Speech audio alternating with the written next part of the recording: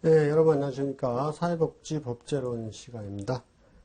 사회복지법제론 이번 시간은 우리가 챕터 3 법의 적용과 해석부터 알아보도록 하겠습니다. 우리가 이제 사회복지법을 보고 있는데 법을 이제 적용하고 때 어떻게 적용하고 법을 어떤 식으로 해석할 것이냐 이런 내용이죠. 자, 1절 법의 적용 보면 거기 이제 법의 적용에서 이제 법의 그 적용에 관련된 부분이 나오죠. 자, 법규를 개별적으로 사회현상, 즉, 사회생활 중 발생된 어떤, 구체적인 사실에 맞추어 법규의 내용을 구체적으로 실현하는 작용을 말한다.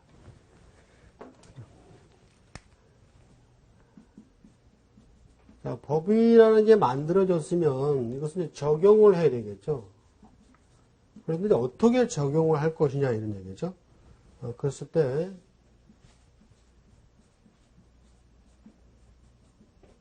구체적인 사실이 중요하겠죠. 구체적인 사실에 구체적으로 실현을 하는 것이 법의 적용이다 볼 수 있죠. 그래서 이제 법을 적용하는 순서를 보면 먼저 법적 가치 판단을 받는 사회 현상을 정확하게 확정짓는 것은 사실 확정의 문제이고 그 판단의 기준이 될 법의 의미 내용을 명확하게 확정하는 법 해석의 문제를 기초로 이루어진다. 그래서 이제 거기 예가 나와 있죠. 예를 들어서 A가 B를 죽였다라는 사회 현상이 있었다. 이게 뭐예요? 하나의 어떤 발생적인 면이죠. 그래서 정말 A가 B를 죽인 사실이 있는지 여부를 정확하게 확정짓고 그러니까 사회 현상에 대해서 실질적으로 사실을 확정짓는 거죠. 그리고 이제 죽인 사실이 드러나게 되면 거기에 행하는 법을 찾아보니까 자, 형법 제250조에 사람을 살해한 자는 사형, 무기 또는 5년 이상의 징역에 처한다 이렇게 적용되어 있다는 얘기죠. 그런데 이제 이렇게 정해놓은 법도 사실상은 추상적인 법조문이다 이런 거죠. 이 얘기는 즉 이제 사형으로 처할 것인지 아니면 5년의 징역으로 처할 것인가에 대한 문제가 또 다시 대두하게 되는 거죠. 그러니까 그 사건의 어떤 중도에 따라서 방향이 달라지게 되겠죠. 그래서 이제 이 법을 적용하기 앞서서 어떤 그 범인의 그 정신 상태, 연령, 범죄 동기 이런 것을 이제 참작해서 예를 들어서 뭐 징역 7년이다 이렇게 구체적이고 합법적인 판결을 내려야 되는 거죠. 자, 이처럼 이거 행하는 것은 뭐라 그래요? 법의 적용이다 이거죠. 그래서 어떤 적용에서 구체적인 사실의 확정을 통해서 법을 적용하는 것이 법의 적용이다 이렇게 보고 있죠. 그 다음에 이제 두 번째 나오는 것이 법의 해석이죠.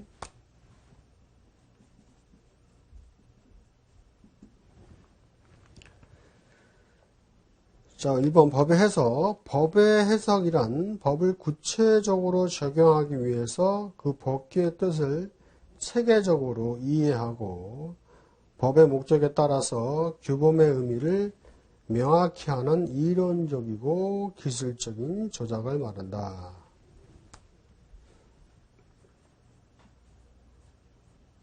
자, 법은 구체적으로 적용을 하는 법의 적용이라고 그랬죠. 이 적용하기 위해서 그 법을 어떻게 해요? 체계적으로 이해를 하는 것이 법의 해석이다 이렇게 보는 거죠. 그렇다면 이 법을 해석하는 이유가 무엇인지 필요한 이유죠. 자, 법의 해석이 필요한 것은 불문법보다 성문법이다. 성문법의 밑줄을 그시고요. 1번.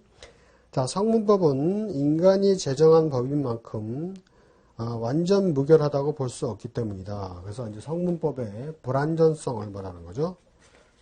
그렇기 때문에 이 성문법의 대부분이 추상적이고 일반적으로 규정되어 있고 구체적인 현상에 대해서 일일이 적합하게 규정되어 있지는 않기 때문이다. 이것은 이제 우리가 성문법의 추상성이다. 그래서 성문법의 추상성이 있기 때문에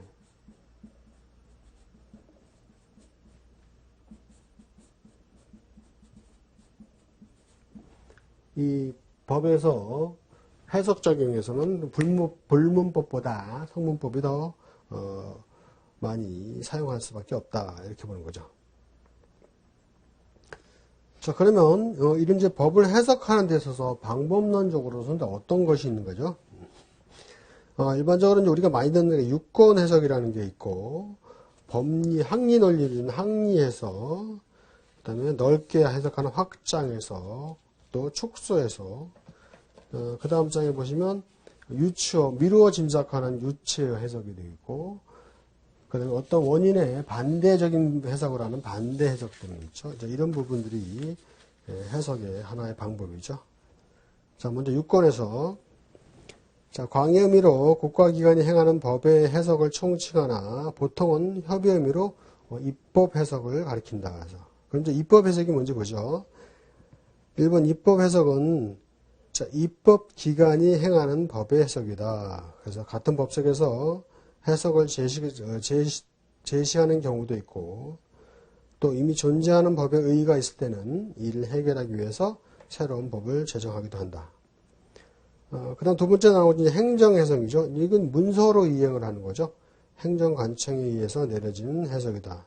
근데 이제 어떤 해석상에는 유효를 하지만 이 자체가 구속력은 없고요. 자, 사법 해석은 뭐예요? 대법원이 판결을 통하여 행하는 해석으로 일명 판결 해석이라 한다. 이것은 최종적인 구속력이 있죠.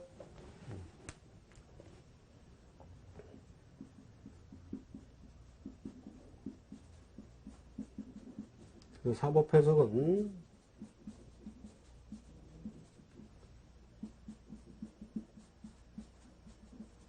최종적인 구속력을 갖는다. 그 다음에 이제 항리 해석이죠. 이제 학문의 이론에서 입각해서 행해지는 법의 해석을 우리가 이제 항리 해석이다. 이렇게 보고 있습니다. 그래서 이제 항리 해석은 또 다시 두 가지로 나누어서 물리 해석과 논리 해석 이렇게 보고 있죠. 물리 해석은 뭐예요? 법의 자구나 문장에 나타난 뜻에 중점을 두고 법규의 의미를 확정하는 해석 방법이다. 그래서 이를 또 문자 해석이라고 하는 거죠. 그러니까 문장 그 자체의 문구를 가지고 그 뜻을 해석한다 이런 얘기죠.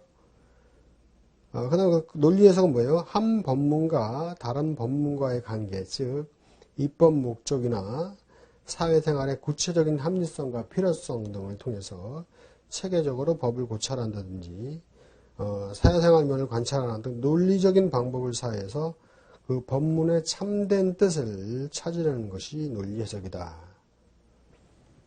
그 다음 세 번째가 확장 해석이죠. 자, 법규의 명제나 용어를 그 말의 일반적인 뜻 그 이상으로 넓혀서 범위를 넓혀서 해석하는 거죠.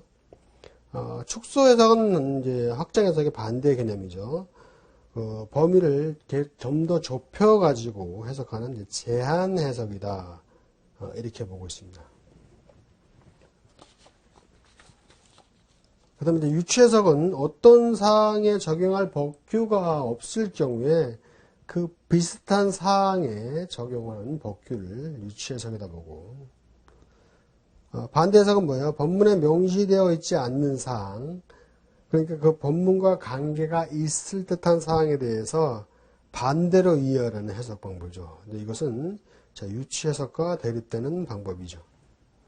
그래서 이 해석에 대한 방법에 대한 전체적인 부분의 예가 밑에 나왔는데요. 보시면 자, 이거 예를 보세요. 자, 어느 공원 입구에 차마 통행 금지가 붙어 있다.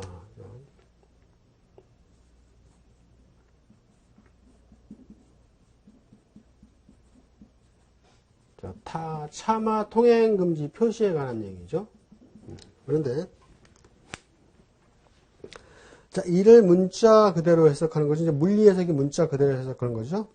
이것은 뭐예요? 자동차나 마차 따위는 이 공에 들어가지 못한다. 이렇게 해석이 될 수가 있죠. 차마 통행 금지니까. 그런데 이것을 나와 있듯이 이제 확장 해석을 보면 손술에도 들어가면 안 된다. 이렇게 될 수가 있죠. 무슨 얘기냐면, 차나 마, 그러니까 바퀴 달린 부분들, 아니면 우마 이런 부분들은 안 되니까 손술에도 바퀴가 달렸잖아요. 그것도 확장 해석적으로 보면 안 된다는 얘기로 이해가 될 수 있고, 그러나 공원이라는 환경으로 보아서 유모차만은 들어가도 좋다. 이렇게 이해를 해서 유모차를 차마에서 만약에 제한되면 그건 확장 해석이 아니라 축소 해석이 되겠죠. 그렇게 이해하시고, 그 다음에, 그 다음 줄이요. 한편, 공원에 붙인 표지의 취지를 보니까 소를 몰고 들어가서는 안 된다고 이해해 볼 수 있다. 자, 여기 말이라는 게 동물이죠. 그러면 이것을 유추를 해보는 거죠. 말이라는 게 동물이니까 소도 같은 음악 개념이니까 소를 몰고 들어가서는 안 된다. 이렇게 이해해 볼 수 있는 거죠. 반면에 차마 통행 금지라 하더라도 이와 관계가 깊은 운전사나 마부 등은 즉 사람만은 통행이 금지되지 않는다. 반대로 이해하는 것이 반대해석이죠. 그렇죠? 차하고 말만 안 들어가면 되잖아요. 사람은 상관이 없잖아요. 자, 이런 식으로 해석에 의해서 뭐 확장 해석, 반대 해석, 유추 해석, 다양한 해석 부분이 나온다. 이런 것이 이제 법의 해석 부분이다. 이렇게 볼 수가 있겠습니다. 다음 그 챕터 4로 가서요. 자, 법의 효력과 분리에 대해서 알아보겠습니다.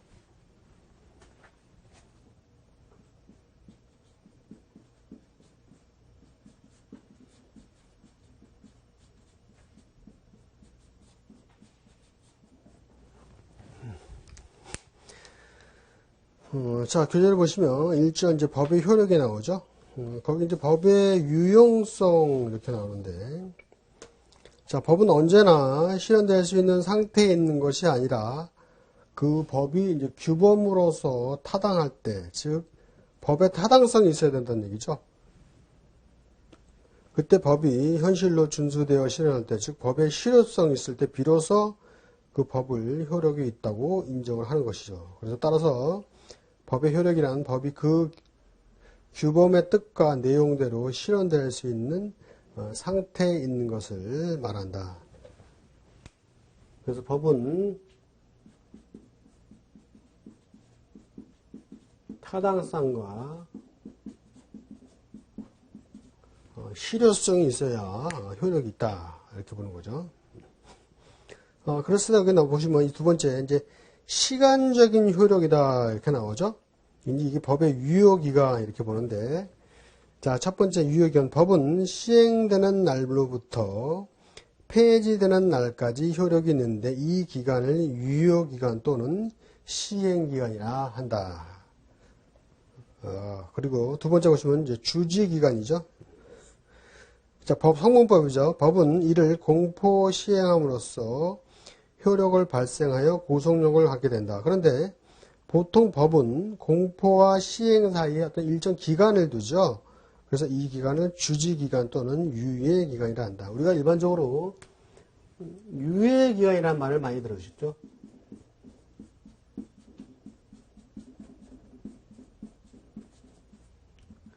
자, 일정한 기간을 두는 거죠.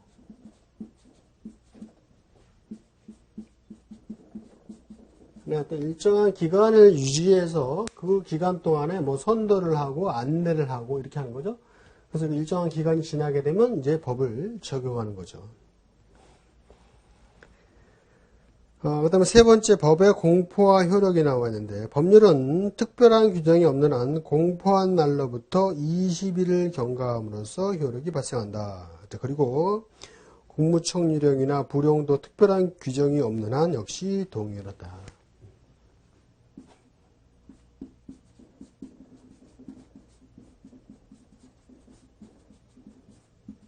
공포는 이제 법을 공포 후 일반적으로 20일 경과 후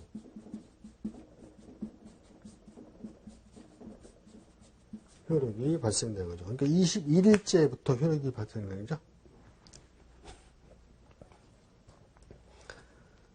그 다음에 이제 그 법의 효력에서 세 번째 보시면 법률 불소급의 원칙이 나오죠.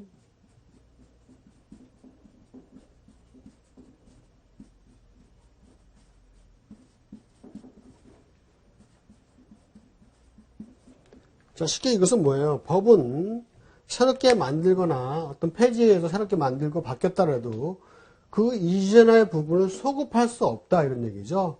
그러니까 현재 법이 바뀌어서 현재 내용이 바뀌었을 때 그 과거에 대한 내용 부분이 현재에 맞기 때문에 다르다고 해가지고 그 부분을 소급해서 법을 적용할 수 없다 이런 얘기죠. 자, 교재 보시면 새로 제정된 법률은 그 이전에 발생한 사실에 소급해서 적용하지 않는 것이 원칙이다. 이것이 뭐예요? 법률 불소급의 원칙이다. 그래서 자, 형사에 관해서는 법률의 소급표는 엄격하게 금지되어 있고요. 이 밖에도 기득권을 존중하는 의미나 법의 안정성의 입장에서 일반적으로 이 원칙이 인정되고 있죠. 그렇겠죠? 이 법을 계속적으로 바꿔가지고 이전에 그걸 소급시켰는다면 법에 어느 그 균형이 없고 규범적인 면에 상당히 불안정할 수밖에 없겠죠. 근데 이것이 꼭 반드시 이제 절대적인 것은 아니다 이런 얘기죠. 자, 신법이 관계자에게 유리한 경우 또는 기득권을 어느 정도 침해해서라도 신법을 소급시킬 도덕적 내지 정책적인 필요가 있을 때 예외로 소급표가 인정된다. 즉 법률 불소급이 원칙이지만 예외 소급표가 인정된다. 즉 법률 불소급이 절대적으로 안 된다 이렇게 하면 안 되겠죠. 그래서 절대적이 아니고 예외적으로 인정되는데 이것이 뭐냐면 신법을 만들고 보니까 구법보다 관계자에게 유리하다. 뭐 이렇게 판단이 됐을 때는 예외적으로 소급해서 인정을 할 수 있다 이런 얘기죠.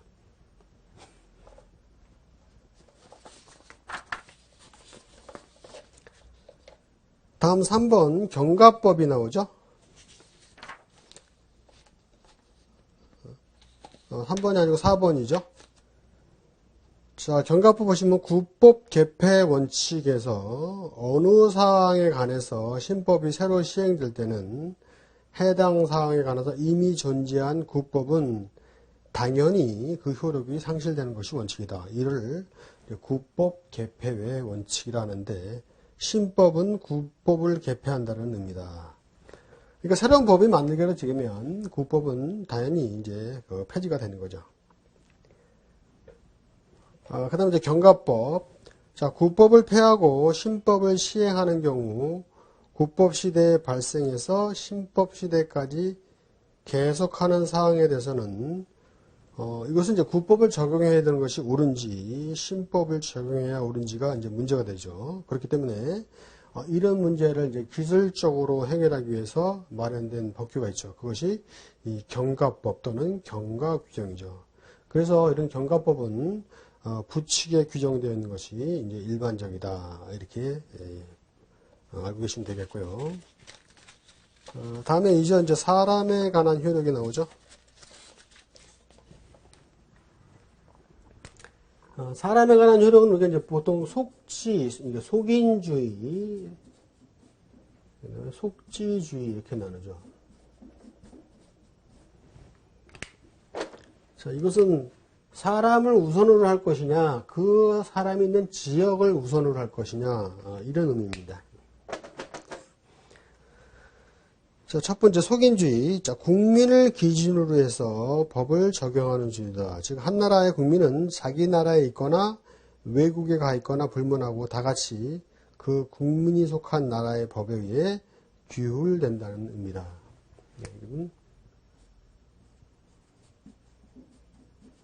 국민이 우선이죠. 자국민 우선이죠. 자국민이 우리나라에 있든지 밖에 나가 있든지 자국의 법을 적용한다는 얘기죠. 그런데 이 속진주의에 이제 예외가 있는데 예외는 일정한 신분을 가진 사람에게만 그 효과가 있고요.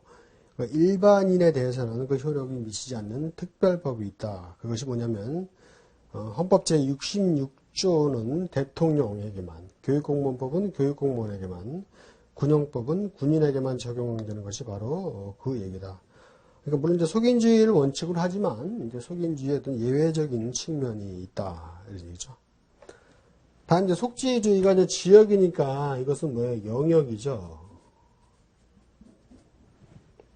그랬을 때, 자, 영역을 기준으로 법을 적용하는 주의다. 즉, 한 나라의 영역 안에 있어서 자기 나라는 사람이거나 외국 사람이거나 불문하고 다 같이 그 나라 법에 의하여 규율된다는 것이다. 이것도 마찬가지로 이제 예외가 있죠.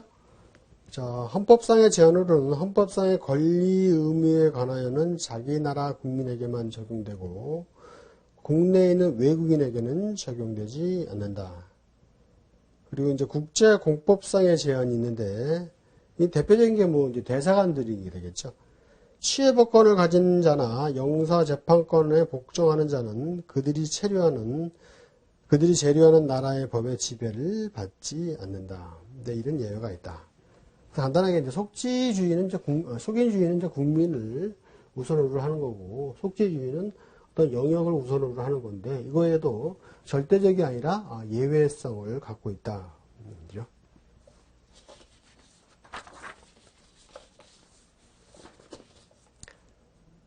다음 세 번째, 장소에 관한 효력이죠.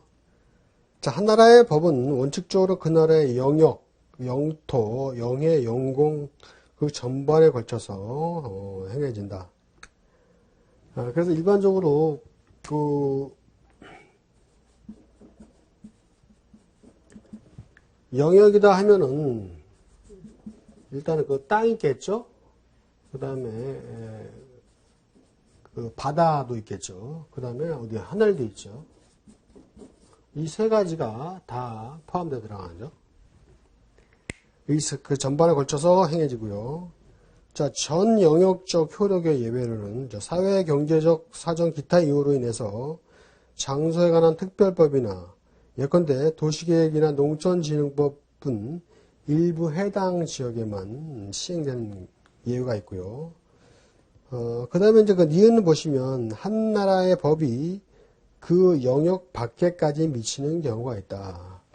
예를 들어서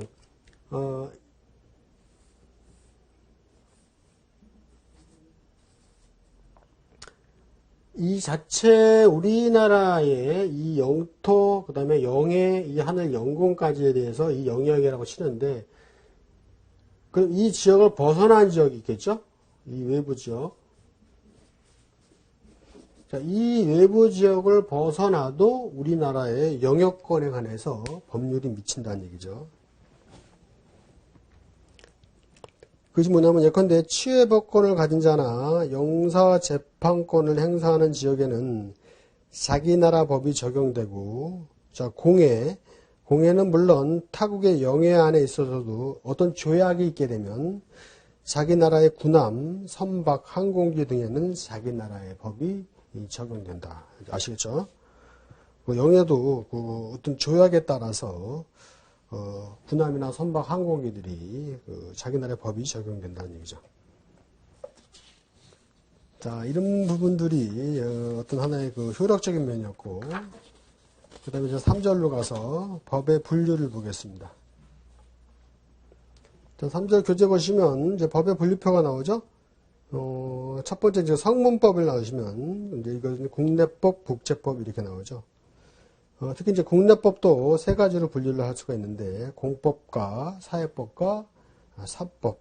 공법은 실체법으로서 헌법과 형법과 행정법을 나누고요. 절차법으로서는 형사소송과 민사소송법을 나눠갑니다. 그러니까 실체법이다 하면 실질적으로 존재하는 그런 법이고, 그 다음에 이 절차법이라면 그 법을 진행하기 위해서 하나의 문서적인 측면을 가지고 진행되는 법입니다. 보시면 이제 소송이라는 게 들어가 있죠. 소송은 뭐예요? 내가 상대방에 대해서 어떤 문서적인 측면을 가지고 법리 논리의 해석을 따지고자 하는 거죠. 그 다음에 이제 사회법이 이제 대표적으로 노동법으로서 이제 노동조합법 등이 있겠고요. 그 다음에 이제 사법은 이제 임의법으로서 실체법이 이제 민법과 상법 등이 대표적으로 있고요. 그래서 이제 전체적으로 보면 일반법은 이제 형법이나 민법 등이 있고, 특별법으로 이제 국가보안법이나 파산법 등이 있죠. 그래서 우리나라는 그 특별법이 일반법보다 우선하죠. 그래서 또 일반법과 관련돼서 특별법을 만들게 되면 그 특별법을 우선으로 해가지고 일반법을 적용하고 있습니다. 자, 국제법으로는 국제공법과 국제사법이 있고, 이 국제사법에서 우리나라는 성문법이 있고, 자, 불문법은 뭐가 있어요? 자, 관습법과 판례와 조리가 있다는 것을 알 수가 있죠. 자, 그러면 먼저 국내법과 국제법을 좀 보면요. 국내법에는 뭐예요? 한 국가의 내부에서 시행되는 법이죠. 그래서 헌법을 토대로 해서 법률이나 명령, 규칙 등이 하나의 법 체계를 이루고 있는 거고, 국제법은 이제 국가와 국가 간의 관계를 규정한 법이죠. 일반적으로 이제 조약을 맺는다 이렇게 얘기를 하죠. 보통 이것이 이제 관습법과 조약으로 이루어진다. 이것이 이제 국내법과 국제법을 분류해 볼 수 있고요. 공법과 사법적인 측면에서 보시면, 자, 공법은 뭐야? 사람의 생활관계 중 국민으로서의 생활관계를 규율하는 법이죠. 이제 헌법이나 행정법, 형법, 민법 이런 것들이. 사법은 이제 생활관계 중 인간으로서의 생활관계를 규율하는 법이죠. 민법과 상법. 사회법은 이제 노동법이나 경제법 등을 얘기를 할 수가 있겠고요. 다음에 이제 일반법과 특별법이죠. 일반법은 이제 보통법이라 하죠. 이제 그 형법과 민법 등으로서 사람이나 지역 또는 사물 행위에 제한 없이 이제 일반적으로 사용되는 법이 일반법이다. 특별법은 뭐야? 특정한 어떤 그 지역이나 사물 그 행위에 국한해서 적용되는 거죠. 그래서 특별법이 제정되게 되면 일반법에 우선해서 적용을 한다 이렇게 나타나죠. 다음에 실체법과 절체법은 뭐예요? 실체법은 권리 의무의 발생, 변경, 소멸 및 내용, 또 그 원리, 권리 의무의 귀속 등 실체적인 사항을 규정하는 거죠. 이것이 이제 민법이나 형법이죠. 그 다음 절차법은 권리 의무를 적용 실천하는 방법 및 절차에 관한 규정법이다.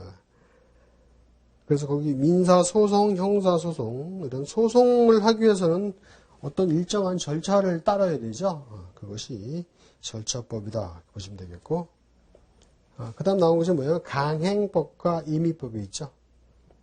강행법은 당사자의 의사 여하도 불구하고 강제적으로 적용되는 법이죠. 이것이 이제 대표적인 이제 공법이 되겠고요. 임의법은 뭐예요? 당사자 의사에 따라서 적용되는 법인데 주로 사법이 해당되겠다. 이처럼 이제 그 법은 여러 가지 많은 다양한 분류를 치르고 있고, 기본적으로 이제 법의 분류표를 보시면 법의 체계가 어떻게 이루어져 있구나 이 부분에 대해서 이해가 가시라고 믿습니다. 자, 이번 시간 여기서 마무리하겠습니다. 수고하셨습니다.